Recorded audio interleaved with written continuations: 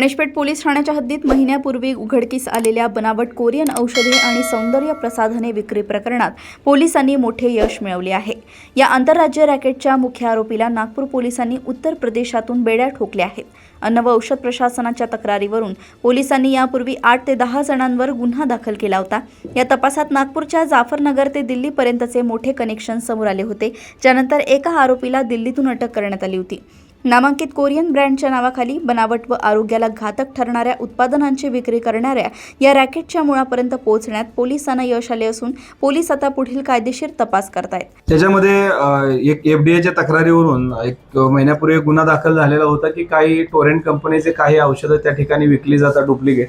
त्याच्या अनुषंगाने आपण जवळजवळ 8 ते 10 लोकांवरती त्या ठिकाणी गुन्हा दाखल होता, ज्याच्यामध्ये Muzaffarnagar Delhi connection UP connection त्यामध्ये होतं। त्या ठिकाणचा माल या ठिकाणी विकल्या गेल्याचं निष्पन्न झालं। यापूर्वी आपण त्या ठिकाणाहून दिल्लीवरून एक आरोपी अटक केलेला होता। त्याच्यानंतर सुद्धा यूपी मधून आता दुसरा आरोपी मुख्य आरोपी आपण अटक केलेला आहे। त्याच्यामध्ये आमचे पोलीस निरीक्षक क्राईम या ठिकाणी तटकर या ठिकाणी ते तपास करीत आहेत। त्यांनी अतिशय चांगल्या पद्धतीने हा आरोपी अतिशय माहितीवरती आपण अटक केलेला आहे। त्याच्या अनुषंगाने ते टोरेंट कंपनीचे औषध कुठे बनले, कसे बनले, त्याच्या अनुषंगाने आपण पुढील माहिती घेत आहोत।